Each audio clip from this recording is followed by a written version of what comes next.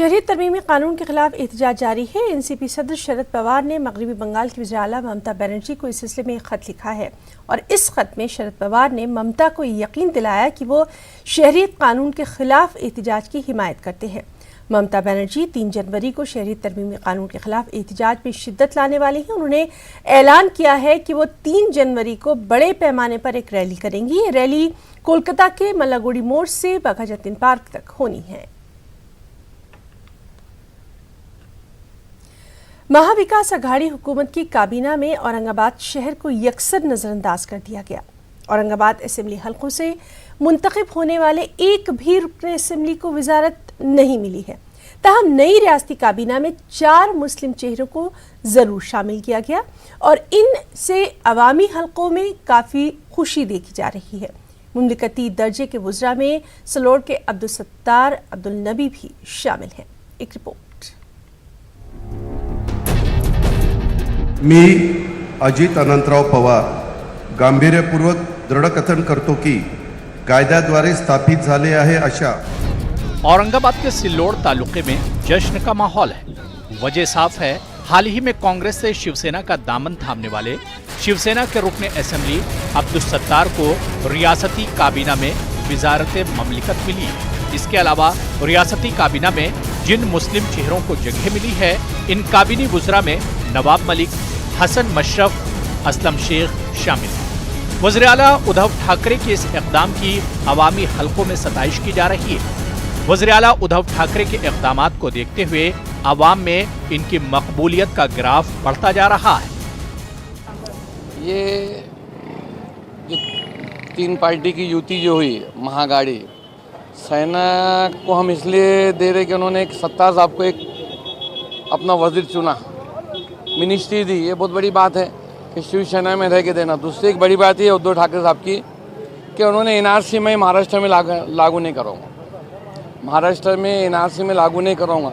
इसलिए हम उनकी बहुत ज़्यादा तहे दिल से इज्जत करते, इसलिए करते कि आज जो पूरे हिंदुस्तान का माहौल है ख़राब हो गया, लेकिन वो एक शख्स ऐसा जैसा मुख्यमंत्री की शपथ लेते बोला कि मैं एनआरसी को महाराष्ट्र में लागू नहीं होने दूँगा। इसलिए उसके दूसरा एक उनका ये आ गया कि अब्दुल सत्तार को उन्होंने अभी टिकट दिए और उसको मिनिस्ट्री दी। ये बहुत बड़ी बात है। 4 मुस्लिम है, 14 में 4 है, ये अल्लाह का करम है, 4 ही काफ़ी है। अभी जो सरकार जो स्थापन हुई है और उनके जो सीएम है, मुझे ऐसा लगता है अभी तक के बहुत बेस्ट सीएम वो साबित होगी। और जो 4 मुस्लिम लोग जो लिए गए हैं, तो समाज की जो तादाद है मुस्लिम समाज की, तो हिसाब से और 1-2 अगर होते भी तो और अच्छा होता। ये चारों भी मुस्लिम जो मिनिस्टर किए गए, उसमें से अब्दुल सत्तार साहब का काम हमने नज़दीक से देखा है। अब्दुल सत्तार साहब मिनिस्टर होने का औरंगाबाद शहर और जिले को फ़ायदा होगा ही होगा, लेकिन पूरे मराठवाड़े को उनका फ़ायदा होगा। सिल्लोड शहर वज़ीर ममलिकत अब्दुल सत्तार का गढ़ कहलाता है। अब्दुल सत्तार मुसलसल तीसरी मर्तबा इस असेंबली हल्के से एमएलए मुंतखब हुए हैं। अवाम में इनकी मकबूलियत का अंदाजा इस बात से लगाया जा सकता है कि कांग्रेस से शिवसेना में दाखिले के बावजूद वो आसानी से रुकने असेंबली मुंतखब हो गए और अब इन्हें विजारत भी मिल गई। सिल्लोड के अलावा औरंगाबाद के अवाम को उम्मीद है कि इलाके की हमाजहत तरक्की अब यकीनी होगी। मंत्रिमंडळामध्ये स्थान देऊन सिल्लोड सोयगाव तालुक्याच्या सर्वसामान्य कार्यकर्त्यांना, जनतेला एक विश्वास दिला की नामदार सत्तार साहेबांच्या कामाची ही पोचपावती आम्ही सर्व कार्यकर्ते समजतो। पक्षप्रमुख आणि मुख्यमंत्री उद्धवसाहेब ठाकरे यांनी सर्व समाजातील सर्व घटकांना न्याय देण्यासाठी व अगदी हाडाचा कार्यकर्ता असलेले आमदार अब्दुल सत्तार साहेब यांना ज्यांची राज्यमंत्रीमध्ये वर्णी लावल्यावर आपले लाडके आमदार अब्दुल सत्तार साहेब हे नक्कीच मागच्या वेळेस त्यांना संधी मिळाली नव्हती, पण यावेळी नक्कीच त्यांचे राहिलेल्या उर्वरित कामाला ते गती देणार आणि आपल्या सर्व महिला वर्गाचा, तसंच कामगार वर्गाचा आणि शेतकरी वर्गाचा, कष्टकरी वर्गाचा सर्वांचा सर्वांगीण विकास करून आपल्याला। एक दौर था जब औरंगाबाद शहर शिवसेना का गढ़ कहलाता था। ताहम एमआईएम ने इस रुझान को गलत साबित किया, लेकिन उद्धव ठाकरे का औरंगाबाद शहर से लगाव किसी से पोशीदा नहीं। इसके बावजूद औरंगाबाद पार्लिमानी हलके को यकसर नजरअंदाज कर दिया गया। ममलिकती वुज़रा में शामिल अब्दुल सत्तार और सिंदपान भुमरे दोनों का ताल्लुक जालना पार्लिमानी हलके से है। इस लिहाज से औरंगाबाद के शिवसेना हलकों में मायूसी देखी गई है। न्यूज़ 18 उर्दू के लिए औरंगाबाद से अजहरुद्दीन की रिपोर्ट। महाराष्ट्र काबीना की तौसी अमल में आ गई है। नांदेड़ से अशोक चौहान ने काबीनी वजीर की हैसियत से हलफ लिया। अशोक चौहान को काबीना के वजीर बनाए जाने पर नांदेड़ जिले में कांग्रेस कारकुनों ने जगह जगह जश्न मनाते हुए आतिशबाजी की, मिठाइयां तकसीम की। आदर्श मामला सामने आने के बाद अशोक चौहान को वज़ीर आला के ओहदे से मुस्ताफ़ी होना पड़ा था। तकरीबन 9 बरस बाद एक बार फिर काबीनी वजीर की हैसियत से अशोक चौहान ने हलफ लिया। लंबे अरसे बाद रियासती काबीना में शामिल होने पर कांग्रेस कारकुनों में जश्न का माहौल है। कांग्रेस के कॉरपोरेटर फारूक हुसैन बदवेल और उनके हामियों ने मुनियार गली इलाके में वाक़े फारूक हुसैन बदवेल के राब्ता दफ्तर के रूबरू आतिशबाजी करते हुए जश्न मनाया। सबसे बड़ी बात तो हमारे लिए बहुत बड़ी खुशी की बात है, क्योंकि आज सत्ता तो बन के कम से कम महीना डेढ़ महीना हो गई। उसके बाद आज जो सो मंत्री पद के शपथ लिए हमारे अशोक राव चौहान साहब ने, तो नांदेड़ के एक जनक कहा जाता है उनको। और ऐसे खुशी के माहौल पे हम सब लोगों ने मिठाई तकसीम की है और बहुत बड़ी खुशी की बात है। इंशाल्लाह आने के बाद और बहुत बड़ा जुलूस रहेगा साहब के लिए। और इसी के साथ हम सब कार्यकर्ता जितने भी है, दोस्त हैं मेरे, सब खुशी का इजहार कर रहे हैं। और नाज़रीन, आपको एक बार फिर बताएं कि न्यूजीलैंड में साल नौ का आगाज़ हो चुका है। हज़ारों लोगों ने ऑकलैंड समेत मुल्क के दीगर शहरों में साल 2020 का शानदार इस्तकबाल किया है। खुशियां मना रहे हैं, जश्न का माहौल है। तो आप ये तस्वीर देख सकते हैं और ये हम आपको ऑस्ट्रेलिया की तस्वीर दिखा रहे हैं। ऑस्ट्रेलिया के सिडनी में भी आप देख सकते हैं कि किस तरह से वहाँ पर नए साल की जो तकरीब है वो शुरू हो चुकी है। न्यूजीलैंड दुनिया का ऐसा मुल्क है जहां नए साल का इस्तकबाल सबसे पहले किया जाता है और न्यूजीलैंड के बाद ऑस्ट्रेलिया में नए साल का जो इस्तकबाल है वो आप देख सकते हैं।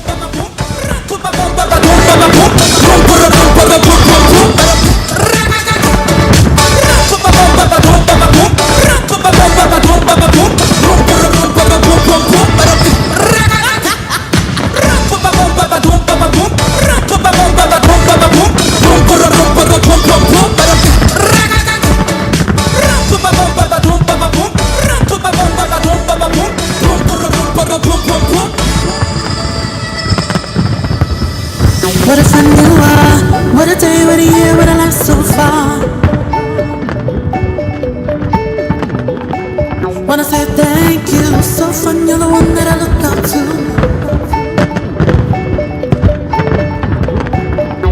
So look up with me now, you, me, the galaxy. तो नाज़रीन, हम आपको दिखा रहे हैं ऑकलैंड और सिडनी, जहां पर नए साल का जश्न जो है वो शुरू हो चुका है। नए साल का इस्तकबाल शानदार तरीके से किया जा रहा है। रंग बिरंगी आतिशबाजी है।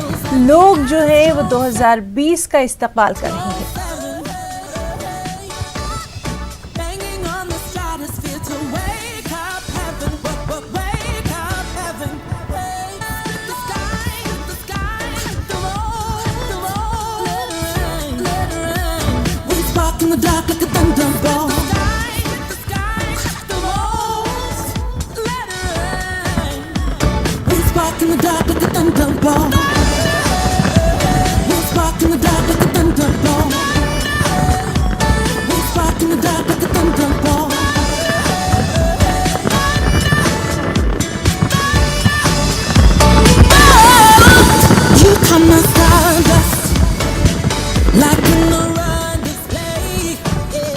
और एक और बेहद खूबसूरत तस्वीर कोलकाता से। कोलकाता में सन 2019 का सूरज हमेशा हमेशा के लिए गुरूब हो गया। अब कोलकाता शहर में कल यानी 2020 का नया सूरज तुलू होगा। उम्मीद है, दुआ है कि नया सूरज हम सब की जिंदगियों में खुशियां लाएगा। तो नाज़रीन, आप तस्वीर में देख सकते हैं कि कोलकाता से जहां सन 2019 का सूरज हमेशा हमेशा के लिए गुरूब हो गया है, अब कोलकाता शहर में कल 2020 का सूरज तुलू होगा। और उम्मीद यही है, दुआ है कि कल का जो नया सूरज होगा हम सबकी जिंदगियों में खुशियों के रंग बिखेर देगा।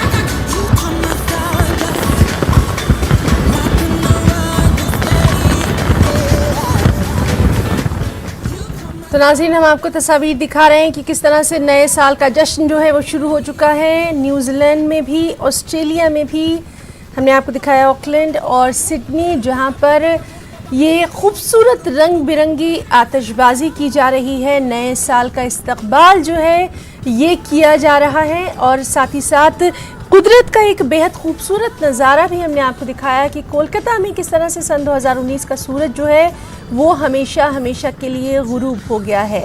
अब कोलकाता शहर में कल 2020 का सूरज तुलू होगा और उम्मीद है कि नया सूरज हम सब की ज़िंदगियों में खुशियाँ लेकर आएगा। तो दो तस्वीर आप देख सकते हैं, एक जगह जहां 2019 का सूरज जो है वो गुरूब हो रहा है और दूसरी तस्वीर जहां पर नए साल की शुरुआत हो चुकी है, 2020 की शुरुआत हो चुकी है।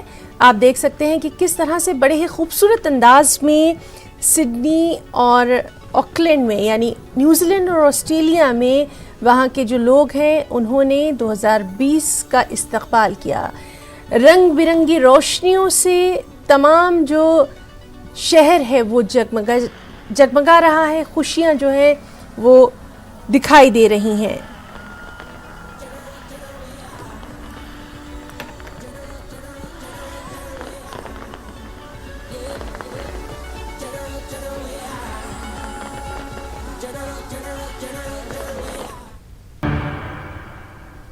मैं बीजेपी में हूँ, लेकिन मैंने कभी इस्लाम के खिलाफ और ना ही कभी मुसलमानों के खिलाफ कोई बयान दिया है, ये कहना है कर्नाटक अक़लियती कमीशन के चेयरमैन अब्दुल अज़ीम का। बेंगलुरु में अपने बयान में उन्होंने कहा कि शहरी तरमीमी कानून के सिलसिले में उनके एक बयान को तोड़ मरोड़ कर पेश किया गया। वाज़ेह है कि अब्दुल अज़ीम ने अपने एक बयान में कहा था कि हिंदुस्तान के 99% मुसलमान हिंदू थे। मैंने मेरी तकरीर में इस्लाम की बड़ाई बयान किया मैंने, नंबर 1। नंबर 2, मेरा कहने का मतलब ये था कि हिंदुस्तान से मुसलमानों को निकाल नहीं सकते। मुसलमान हिंदुस्तान में पैदा हुआ, हमारे बाप दादा सभी हिंदुस्तान में ही पैदा हुए, हम हिंदुस्तानी हैं और हिंदुस्तानी रहेंगे।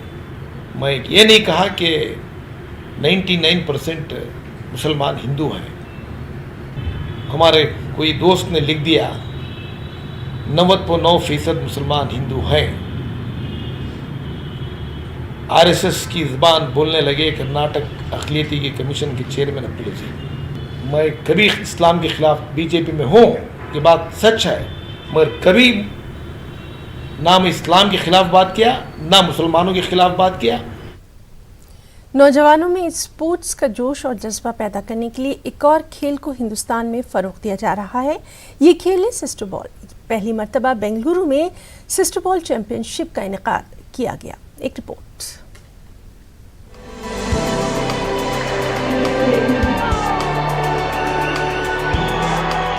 बेंगलुरु के एक स्कूल में सिस्टर बॉल नेशनल चैंपियनशिप मुनक़िद हुई। अर्जेंटीना में 19वीं सदी से ये गेम खेला जा रहा है, लेकिन हिंदुस्तान में गुज़िश्ता एक साल से इस खेल को फ़रोग़ मिल रहा है। राजकोट के बाद बेंगलुरु में पहली जूनियर और सब जूनियर नेशनल चैंपियनशिप मुनक़िद हुई। 8 रियासतों की 32 टीमों ने इस चैंपियनशिप में हिस्सा लिया। हिंदुस्तान में पहली बार जूनियर और सब जूनियर खिलाया जा रहा है। एक अर्जेंटीना का बहुत फेमस 118 साल पुराना गेम है, जो हम लोगों ने हिंदुस्तान में पिछले नवंबर में रजिस्टर करके यहाँ पे लाया है। इसके बाद राजकोट में पिछले जून में खिलवाया था। उसके बाद थाईलैंड और श्रीलंका में इंटरनेशनल मैचेस हुए, और यहाँ पर जो बेंगलुरु में है जूनियर और सब जूनियर 26 तारीख से चल रहे हैं। आज फाइनल्स हैं। 8 states all over from India have taken part in this tournament.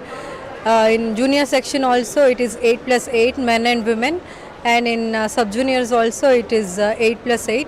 So overall it is 32 teams, and Karnataka has almost won overall championship, and even Kerala, Chhattisgarh, Maharashtra have placed 1 in 3 positions. Sister ball का game basketball खेल से मिलता जुलता है। आमतौर पर basketball के कोर्टों पर इसे खेला जाता है। मर्द और ख़वातीन दोनों ही इस खेल में हिस्सा ले सकते हैं। हिंदुस्तान में इंतहाई कम वक्फे में कई नौजवान इस खेल की जानिब राग़िब हुए हैं। In the span of 1 year, if we, Sister Ball Federation has achieved to bring in 32 teams and almost 600 players to participate in such a event, the second tournament, this is actually a great thing. I would congratulate Federation, even Karnataka Sister Ball Association, and all the players here who have come across the nation. और all over India हर school में ये game implement करना है, और all India university में भी इस game को हम लोग इम्प्लीमेंट करने का प्रयास में है, और इस गेम को government of India ministry of youth affairs से मान्यता दिलाना है। बेंगलुरु में हुई पहली सिस्टर बॉल चैंपियनशिप का खिताब कर्नाटक ने जीता, जबकि तमिलनाडु और गोवा रनर अप रहे। मुंतज़िमिन ने कहा कि इस गेम के बहुत सारे फायदे हैं। सेहत और तवानाई के साथ इंसान को चाकू चौबंद रखने की तरबियत भी इस गेम के जरिए होती है। न्यूज़ 18 उर्दू के लिए बेंगलुरु से रऊफ अहमद हेल्लोर की रिपोर्ट। मुल्क का आईटी शहर बेंगलुरु नए साल के जश्न के लिए तैयार है। बेंगलुरु के लोग पूरे जोश जज्बे के साथ नए साल का इस्तकबाल कर रहे हैं। 2020 की आमद की खुशियां मनाने के लिए बेंगलुरु में जगह जगह खास प्रोग्राम मुनक़िद किए जा रहे हैं। ख़ासतौर पर शहर की MG रोड और ब्रिगेड रोड में हर साल की तरह इस साल भी बड़े पैमाने पर नए साल के जश्न का इनेकाद किया जा रहा है। इसके साथ ही बेंगलुरु के पुलिस कमिश्नर भास्कर राव ने कहा है कि अवाम पुरअमन तरीके से नए साल की खुशियां मनाएं। इसके लिए पुलिस ने मुनासिब इंतजामात किए हैं। जश्न की जगह पर ख़ास हिफाजती बंदोबस्त किए गए हैं। साथ ही साथ 1500 से ज़ायद CCTV कैमरे नस्ब किए गए हैं। ख़वातीन की हिफाजत की जानिब ख़ास तवज्जो दी जा रही है ताकि किसी भी तरह का नाखुशगवार वाक़या पेश न आए।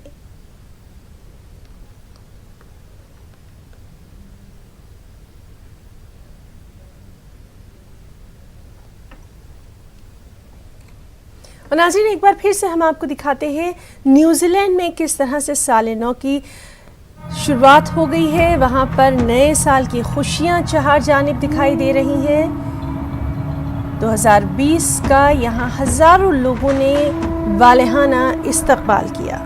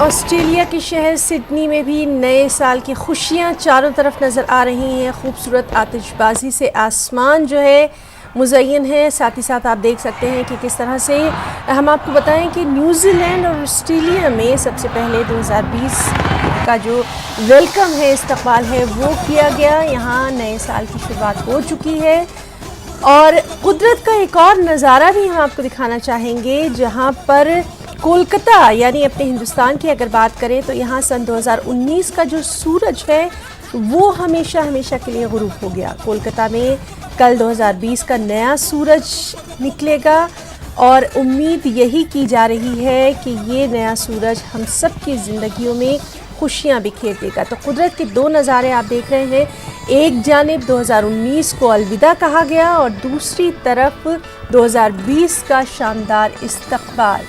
इसी को वक्त कहते हैं। वक्त आता है और जाता है और हम सब ये दुआ करेंगे कि आने वाला वक्त जो है वो हम सब की ज़िंदगियों में खुशियाँ लेकर आए।